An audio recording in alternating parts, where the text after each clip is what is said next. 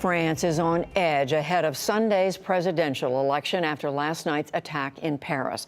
The vote, which features an array of candidates, is the first of two rounds. Independent centrist candidate Emmanuel Macron appears in the polls to hold a slight edge over Marine Le Pen. She is the leader of the far right-wing anti-immigrant National Front and is hoping for a Trump-style win to upend the traditional establishment. The top two vote-getters will compete in the second and final round on May 7th. From Paris, special correspondent Malcolm Brabant reports. Heavily armed police were patrolling the Champs-Élysées this morning in a high-profile show of force. Others carried flowers to honour a fallen colleague, providing a stark contrast on the opposite side of the grandest of Parisian boulevards. At the place where the officer was killed, union official Denis Jacob had this message. Society mustn't fall into a mass psychosis. People shouldn't be paranoid that someone can come behind their back and kill them. This shooting is the latest in a series of terrorist attacks in France over the past couple of years. It began with the massacre at the Charlie Hebdo satirical magazine, and then on November the 13th with the shootings at the Bataclan Music Club and across Paris. And then in July last year at Nice when there was the truck massacre. The death toll over the past couple of years is around the 230 mark. There may have been only a handful of casualties last night, but the timing of this shooting could not have been more significant. Political analyst Jean-Yves Camus doesn't believe the attack will drastically impact the outcome of Sunday's vote, but has this proviso. If there's going to be a benefit, certainly Marine Le Pen will benefit from the fact that this was a jihadi attack, that apparently, from what we know this morning, the guy came from Belgium or was a Belgian citizen, so she will say, I want to bring back the borders. Immigration control is Marine Le Pen's signature message.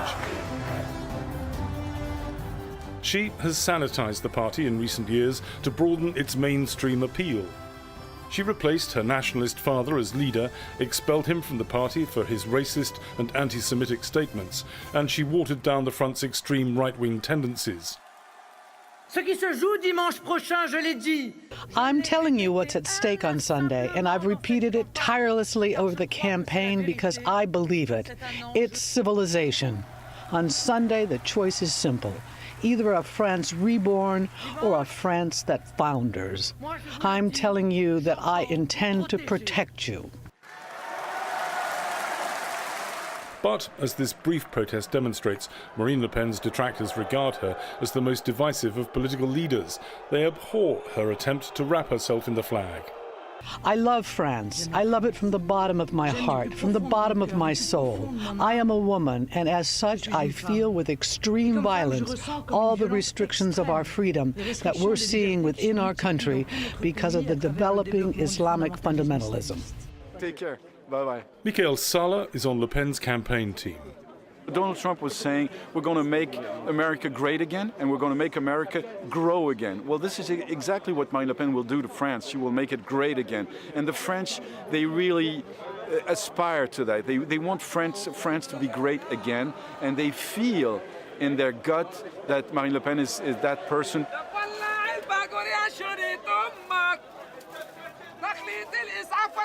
The potential impact of Le Pen's policies would be felt most keenly in Barbès, a Parisian district dominated by immigrants. France has 9 million people living beneath the poverty line, and this market represents a snapshot. Habiba Belhout, a Muslim, supports the socialist candidate, who's trailing in 5th place. She's concerned by Le Pen's rhetoric. Well, she's a racist, first of all. It really gives the impression that we're going decades back to 1939 to 1945. She talks about the Muslims, about immigration, when there's so much more problems than that to deal with. And yesterday I heard her say she was the only woman candidate who defends women. Well, I'm sorry, but she doesn't represent me at all. Excusez-moi, pardon. According to opinion polls, the current frontrunner is Emmanuel Macron, who abandoned the socialists and set up his own independent party called On the Move to attract those who yearn for a moderate middle ground candidate. The main contestants of this election are either the far right or the far left. I think it's not what we want in France. We don't want a racist nor a communist president for France. And I think there are other solutions than extreme solutions for the country. I'm pro-European and I'm for progressive solutions for my country. Macron is a 39-year-old former investment banker and reputedly a millionaire. As a former economy minister in the socialist government, he's promising to simultaneously reduce unemployment while removing 120,000 civil servants. Dans le pays de France, dans ce pays blessé. In France, in this wounded country, in this weary country, we don't want tomorrow to be like yesterday. And I'm making a commitment before you here, this afternoon. You who are a living part of France, the beating heart of France, we will give France back its optimism, its faith in the future. Hello. Hello, Mr. President. How are you?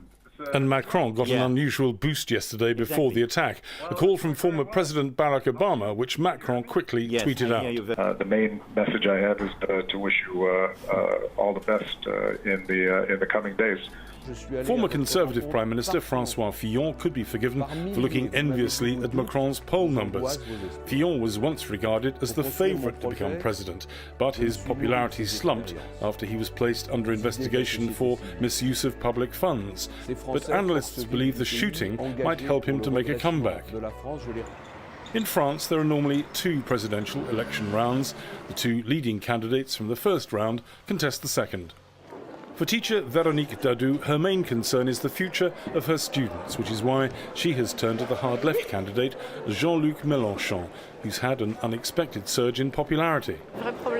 The one thing that blocks everything else is unemployment, and that has a direct impact on the young people, because they're the ones who are prevented from accessing a decent, proper social life. Their personal development, everything's on hold for them because of that. But this Mélenchon rally earlier in the week was overshadowed by news that the security services had arrested two Islamists in Marseille who were allegedly planning an attack on one of the campaigns. We are not afraid, and even tonight we are demonstrating this. Let's have even more debate, respectful debate, but debate nonetheless, to show that nothing will conquer our democracy and that criminals can do nothing against it. The French people are free. The Le Pen camp plays up similarities with the Trump campaign, but according to analyst Jean-Luc Camus, Americans should be wary. The impact for the United States will be bad because Marine Le Pen belongs to those kind of radical right parties which are highly prejudiced against the United States. This is because she does not want the United States to have a prominent say in international affairs. She wants to opt out of NATO. She wants to end free trade.